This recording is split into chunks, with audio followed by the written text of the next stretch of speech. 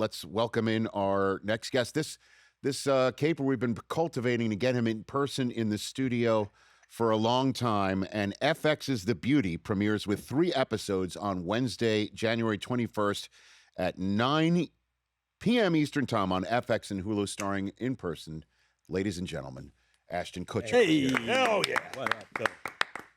And I should introduce you as BFF of one T.J. Jefferson in the corner. BFF, my guy. There he is, right there. He's the beauty of this program. But that, by the way, if you haven't seen it yet, that's not I'm not criticizing you in any way, shape, or form. I think you are beautiful without the shot. How could I take that that this as man's criticism? Corporation is putting out there in the universe? You understand that, right? I would take it. This show, man. That's the only thing I can say right now. This show, man. It's wild. It's wild. I mean, it is. So I got looped into this thing. Yeah. I wasn't even looking to work, and I got a call from Ryan Murphy, who was like, my agent was like, "Oh, you should go meet with Ryan Murphy." I was like, "Okay." So I meet with him, and he's like, "Let me tell you what's happening with the GLP-1 thing happening in the world. Yeah. Where like everyone's clamoring over this like drug that can make them thinner and that can be, and he was like, what if there was a drug that made you the most beautiful version of yourself? And what would the knock-on effects of that be? What would the social effects of that be? And not only that, but the way that it was spread was via an STD. And so, when I'm talking about getting the shot, I'm talking about getting the shot. And so it spreads through an STD. And so people are clamoring to do the thing that you need to do to get the shot. And what if the serum is stolen and the person who's created it is so angry it's been stolen and sending an assassin played by Anthony Ramos into the world to go contain this thing? You have to contain it so you can make money off it. The latest Ryan Murphy project is called The Beauty on FX. Premieres, FX is The Beauty, pardon me, with 3 episodes on Wednesday, January 21st at 9 Eastern on FX and Hulu. And Ashton Kutcher is here to discuss that and so much more. And again, just to bring the radio audience up to speed, this show is as wild as any Ryan Murphy show is expected to be. You'll see the first 3 episodes, and they're wild. Right. And then it gets more wild. Like, I'm telling you, every episode he would send me the script, I was like, I do that? Like, I have to do that as a character? And it's weird when you're playing, like, the bad guy, quote unquote. You have to find ways to like justify everything that they're doing, because nobody, even the worst people in the world, don't think that they're doing something awful, and you're like, how am I gonna like wrap my head around this is a benevolent thing to do, and it's like he's like containing this outbreak, which is wild. It must be fun though to do something like this, right? It's so fun. It's so fun. Because.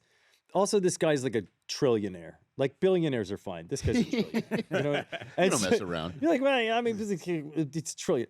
And so there's a weird sense of that. I have a friend who will remain nameless, very nice guy, who's a billionaire. And he once said to me, he was like, yeah, I told my wife, if money's the problem, it's not a problem. And when you place into that mindset, right, you kind of go, if money's the problem, it's not a problem. And for this guy, nothing's a problem.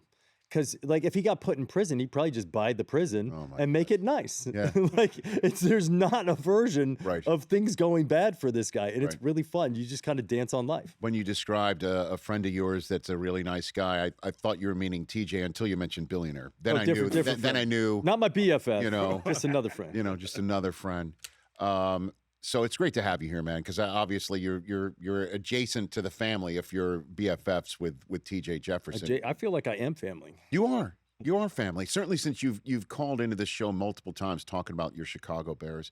On the scale of 1 to out of your skull, how concerned, nervous, anxious are you for the Saturday night game against the Packers, Ashton Kutcher? So it's really weird. I love it. It's really weird because we as fans feel like our participation is necessary. Like I genuinely feel like if I'm not game ready by game time, that could affect the outcome of the game. Like, and I know it doesn't make sense. I genuinely feel like that, right? Like I've spent I know the Packers very well. First of all, it's the Packers, which like anybody who's a Bears fan is like we almost just decided not to eat cheese anymore because the Packers are represented by cheese. Like I will go on a dairy-free diet just to protest the Packers. Like that's how hardcore. Understood. I am. But I wouldn't want to hurt the dairy industry, so I won't do it. Yeah, you have a heart.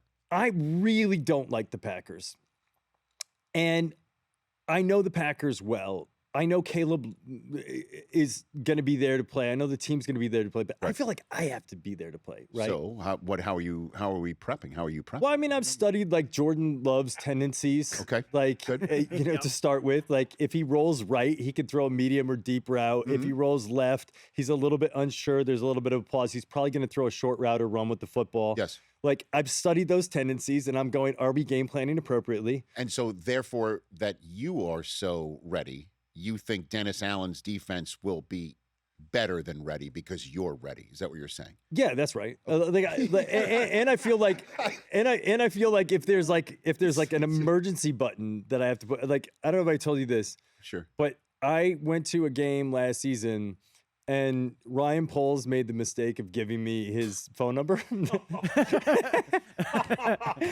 so I blow him up about things that I see, like. And I'm sure that they don't matter at all, and I'm sure that they're not inconsequential. But I was watching the preseason, and I was watching Luther Burden, and he's a rookie. Yeah, right. And when it was a run play, he left his mouthpiece out every single time. And I'm like, Ryan, will you let Luther know that he's showing, he's giving to tell on every down, right? Like whether or not he's going to run or whether it's going to be a pass play. Yeah. And then I noticed in the last game, he actually caught the ball, didn't have his mouthpiece in, and got clunked. It was so, but I don't know if it had anything to do. So your analysis cost this man his teeth? Is that what you're saying? I don't know. What the hell? I just feel like any input I can have to dictate the outcome of the game, I need to be showing up and watching these things. I know that since Micah Parsons been out, when the Green Bay Packers blitz, they go into a fuzzy zone and it's pretty consistent, and we should be able to eat that up. Like. I'm looking at injury reports. I've been watching Josh Jacobs for the last couple weeks. He's dinged up. He sure is. He's dinged up, and that's going to affect their running game. So they're probably going to be leaning into pass first.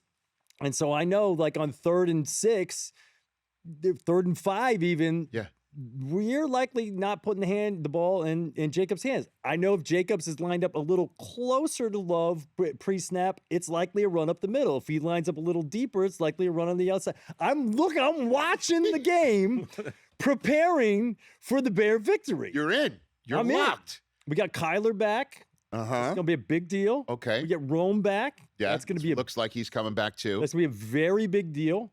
And Colston, because of Rome's absence, Luther and Colston have really stepped up their game. Yes. And I think that confidence that Caleb has, that he now has Moore, Odunze, Colston, Kmet, and Burden. And you go, now he has a level of confidence with that entire receiving core that I don't think would have been there had it been not for the injury.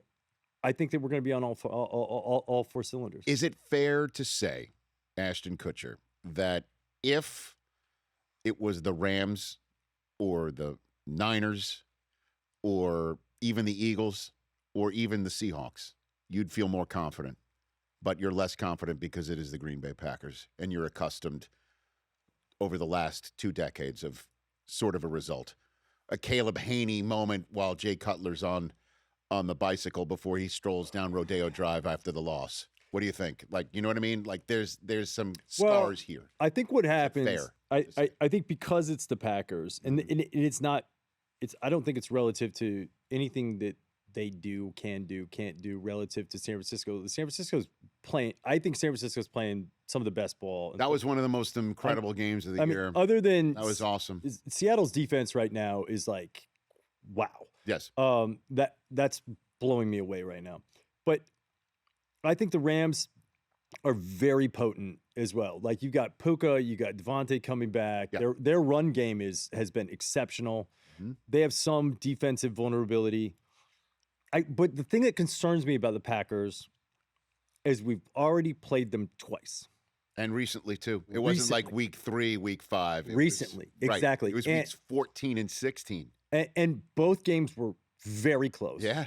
And we won because of turnovers. Like, I'll call it, right?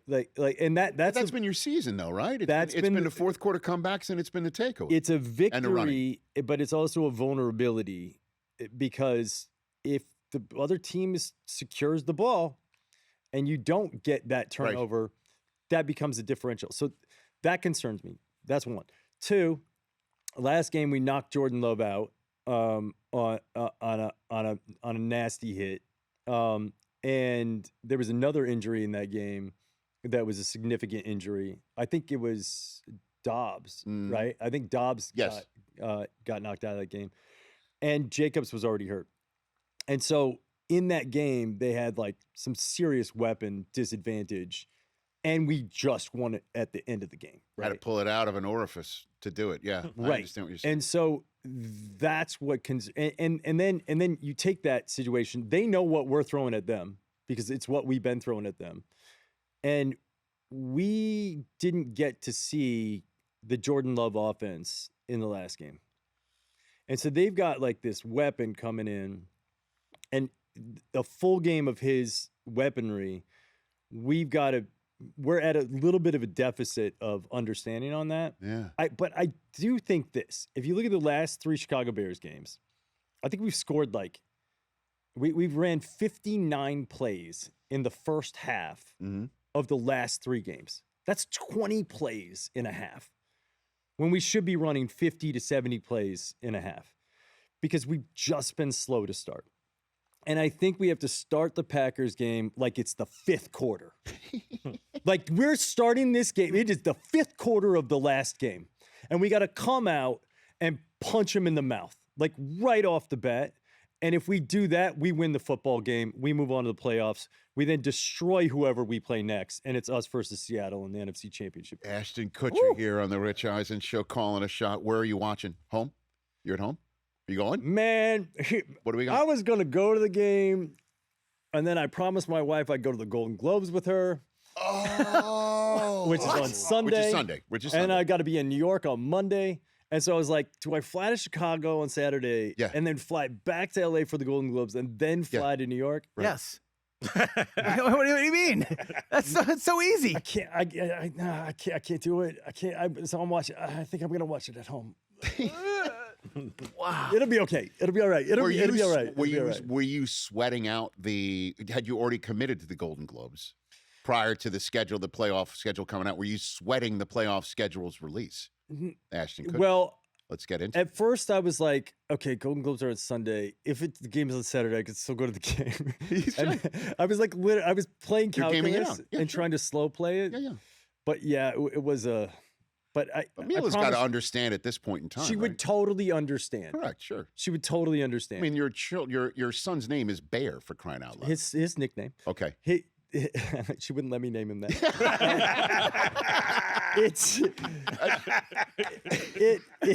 Did you try?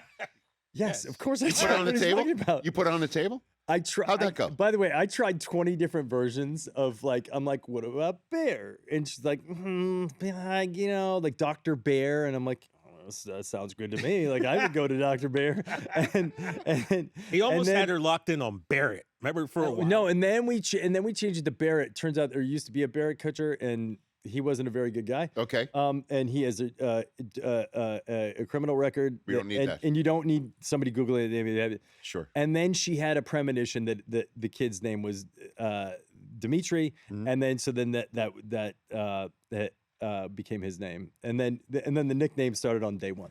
Day one. Yeah, and I kept trying to say it wasn't about the Chicago Bears. I kept saying no, it's Bear Bryant, who was like one of the greatest football coaches of all time. Yeah, good and one. his name's Bear Bryant. Like, that's a good. Like, yeah. And he's a winner. I couldn't get it through. She wanted another syllable. I don't know. Understood. I don't know. But you tried. But here's the thing with the Golden Globes. Yes, sir. I told her that I would go. She would totally understand. If I was like, babe, I have to go to the game, she would totally understand. And that's the reason why I'm staying. Okay. If she was like a kind of person that was like would not totally understand and would be like, no, you told me you were going, then I probably would go. But because I think she's playing a psychology game with me anyway, but because she's like, I totally understand, if you want to go, you should go. Yes. Now I feel like I have to stay. Okay. So does that mean, TJ, you're part of this mix now? You're watching.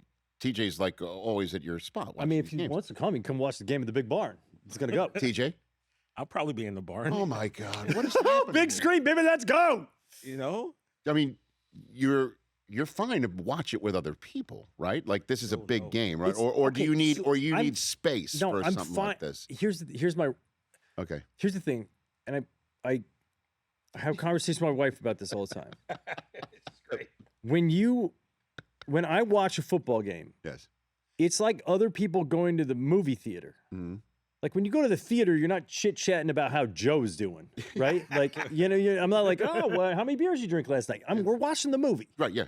When I'm watching the game, we're watching the game. And she says to me things like, well, your friends, you talk to your friend. I'm like, about the game. Like, if we want to talk about the game, about the player performance, but I don't even, in the commercials, I want to talk about the game. I don't want to talk about the fact that so-and-so is doing State Farm now. Like, it's not interesting. Like, that's not what we're here to do. We're here to watch the game. Oh, my God. Because we have to dissect, because us not paying attention could cause the team to lose. That's it. The game's on the line. If you are noticing a tendency, if somebody is putting even a slight bit of pressure if I on got an to send an outside emergency text into Ryan Poles at halftime, I need to send that text in.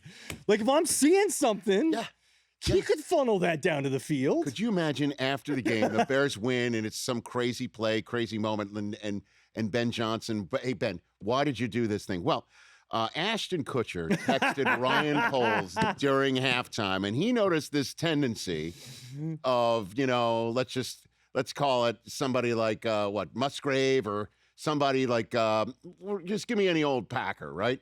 And you've noticed that tendency. And suddenly, here we go.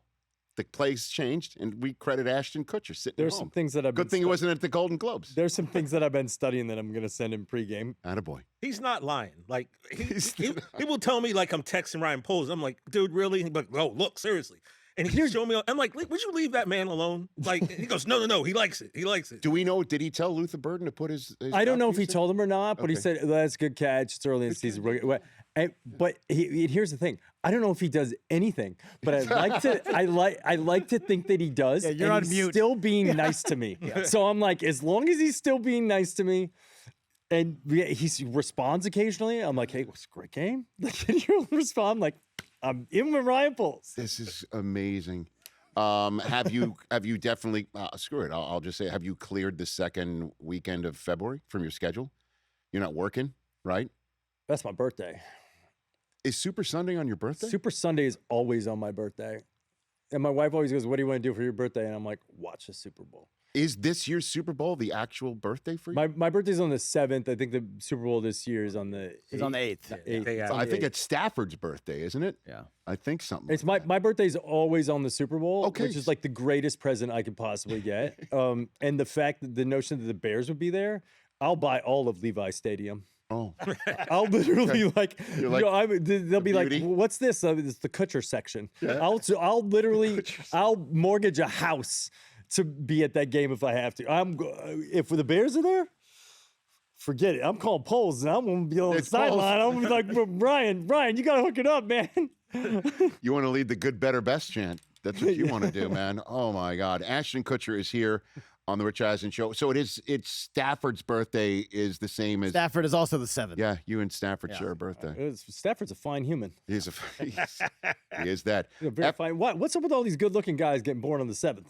That's I don't know. weird. Maybe they're getting the shot from the beauty. What do you think? Me, Stafford, Garth Brooks, Chris Rock, Is that right? Charles Dickens. Yeah, I'm going through the list right now. Really? Brooks Nader, if you've ever heard of her. Okay. Let's see. James Spader. James Spader. James Spader's a killer. He is. I mean, what a great that guy. Who else do we got over there, Chris? I'm kind of going down. A bunch of these people I've never heard of. Okay. Steve Nash. Steve Nash. We all get to celebrate our birthday with the Super Bowl. all the Fantastic. same weekend. It's a gift. Go figure Robert that. Smigel. That's cool. FX is the Beauty Shador. premieres with 3 episodes on Wednesday, January 21st at 9 p.m. Eastern on FX and Hulu. So TJ is the godfather of Dimitri Bear Kutcher? No? Yeah. Is he? Are you officially the godfather? TJ, what are you?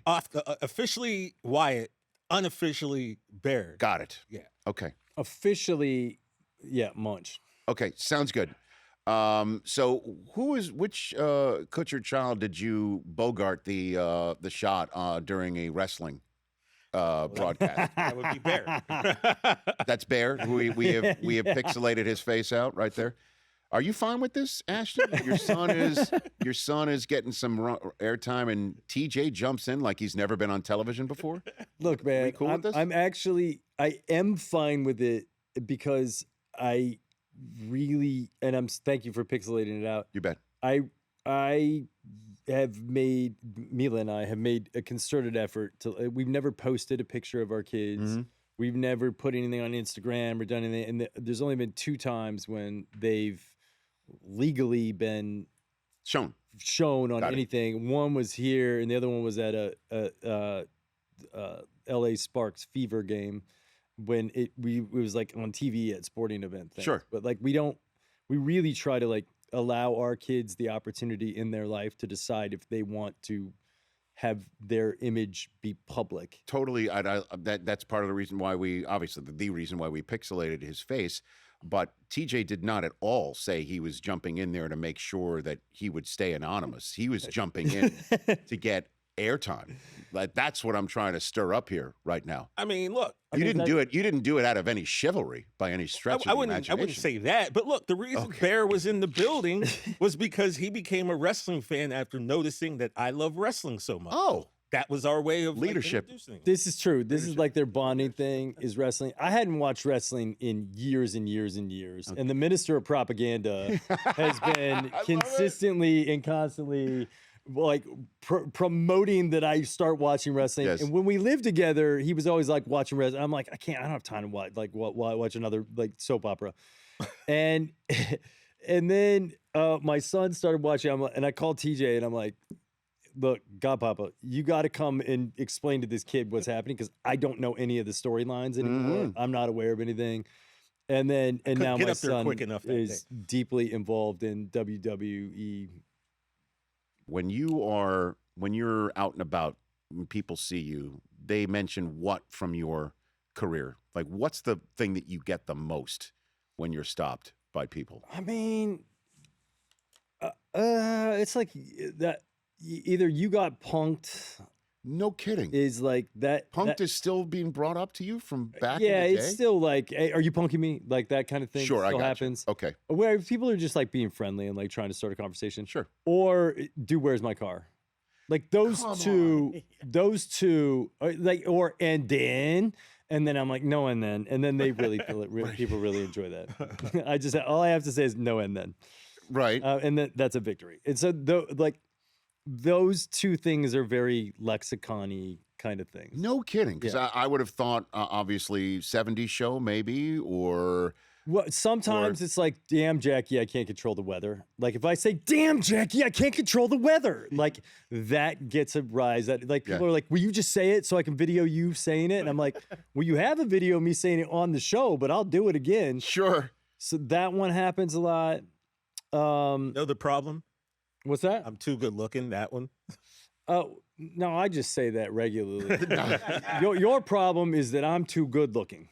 Like that is sure. That might be my favorite joke from 70s show. Right. And then sometimes every once in a while there'd be a big 2.5 Men fan that'll come and like, shoot me some line for the show and I'll be like, well, okay. Of course, you did 90 million of them. I mean, it's so many of them for you to recall. I think I like counted it up at one point, and I think I've done like almost 1,000 episodes of various television shows. And I don't remember the line from the thing, but like I always whenever people come up and are fans of like any of the, I'm so grateful. Sure. Like I still am like in awe every single day that I get a chance. I get to do play pretend for a job, and that's like a really fun thing that like I don't think very many people get the honor of like being able to call that a job. Sure. And I'm just grateful that people keep putting up with me and watching things that I do. It's really like because you have no control over it, right? Like you make things, you make them the best you can, and either people like it or they don't like it. And you try to like work with people and associate with people that are going to elevate the stuff that you're doing. But like anytime a fan comes up and is like appreciative of your work, it's like, that's just the best feeling in the world. That's pretty cool, man. Yeah. And I'm glad you mentioned that. But punked as well. I mean, you tell stories all the time, TJ, about back in the day. Were you at one point like particularly concerned that you were going to get sued or for your safety or something like that because of the stuff that you were pulling in a way that, obviously celebrities were not expecting at all? We always had lawyers in the control room at all times. Yeah. And we'd consistently be checking in on them, with them relative to what we were doing. Sure. There were like a couple times where I actually like felt bad. Like because for me, the whole thing was like when it stops being funny, it's over. Right. Like the moment, like you want to drive it right to the edge of where it's like not going to be funny anymore. And then you call it, right? Because you don't actually want like someone to freak out. Like you want them to like freak out a little bit. Yeah. Like it's funny when friends get hurt. That's like a Kelso line. Sure. Nice. but so that's like a little funny, but like you don't want to get really hurt. Right. Of course. And there was like, I think we were doing like Busta Rhymes and we were on an airstrip and he was in the plane and we had the plane get surrounded and said that there was a bomb on the plane. Not that funny anymore. Right. Back then, some of these things don't age very well because then Understood. actual things happen. Yes. You go like, Right. ooh, whoa, that's not okay. And like, Right. but like in that case, and he was so freaked out that he just ran off the plane and just started running and like ran like 3 miles. And I had to go like run him down. Like Forrest Gump? Like kept going? He just kept running and he was and it was like, where'd he go? Like somebody's got to have eyes on him. And I like caught him like 2 miles down the road. He's fast. Like really fast. I felt bad because he was like genuinely like to that level scared. Right. And then there was like one time, and names shall not be named, where like firearms got pulled, and like that was a little scary. Damn. That was like, pull the plug out, done, and it was over. It never aired. And then there was one time where we had a baseball player that was in the middle of a contract negotiation with moving from one very fancy team to another very fancy team. Okay. And that wasn't public yet, and he was talking about it in with somebody privately, Sure. or at least he thought it was privately. And then I go, well, that at that point he has a reasonable assumption of privacy, and therefore, and it like legally it was like but he was very upset, and like we just destroyed all the tape, and we never aired anything that the person didn't sign off on airing. Sure. And that was like my big, because I like privacy. I appreciate privacy. I think everybody should have a right to privacy. And so I don't think it's cool to just shove a camera in someone's face and just air that. Right. Like, and so unless somebody explicitly wrote, I am okay with this being aired, we never aired anything. And there's a lot of footage where we spent copious amounts of money doing very elaborate stunts that just never, ever made it to air. Never made it air. But another part about it, too, that you talk about all the time, TJ, is the number of people that were sort of the bit players in the pranks became eventually major stars, right? Yeah. Like that you had some serious people who at the time weren't very well known, right? It was Dax Shepard's like first job. Right. We had BJ Novak, who then went on to do The Office, right, and then directed an amazing film called Vengeance. I'm in it. Nice. BJ was on there. Who else? Jill We had Wagner. Whitney Cummings. We had Bill Hader, Caitlin Olsen. Yeah. Steve Ranazizi. I mean, Ryan Pinkston. There was a lot of people who got the first job. It was like their first gig. And it was funny. Like, I remember Bill Hader was on the show, and he was awesome. And at one point, he came to me, and he was like, hey, man, I have a chance to be on SNL. I'm like, well, quit this show. Go do SNL. What do you do? Of course, like, because... Right. And I had a really good relationship with Lorne Michaels, and like, that was always my dream, just to be on SNL one day. Sure. And so the fact that he had a chance to be a player on SNL, I was like, well, this is, and at the time there was only like really 2 professional improv jobs you could do. But like, also, like, there were times, especially with Dax, because Dax would like push things right to the edge, and he wasn't afraid to fight. And so there were times that, like, we were back there, and it was like, okay, dude, okay, pull back. And he's like, no, I got this. And you were like, no, dude, you don't got this. I was like, there were some times that it was like a little close. I love it, man. Listen, our radio audience is about to go away, so thanks for coming on. Is one way of me just saying it. FX is the Beauty premieres with 3 episodes Wednesday, January 21st at 9 p.m. on FX and Hulu. It's the latest Ryan Murphy can't miss, gotta see project. Thanks for coming on, Ashton Kutcher. Thanks, man. Ladies and gentlemen, here on the program. We're still got a couple more minutes left on our ESPN and Disney Plus feed. So okay, but wait, on the Bears, I do want to say one thing. Please go for it. You've got about 2.5 minutes. Okay, it's only gonna take me about 30 seconds. Okay, sir. Preseason. Yes, sir. I said 12-5. I have this right here. Okay. I said 12-5.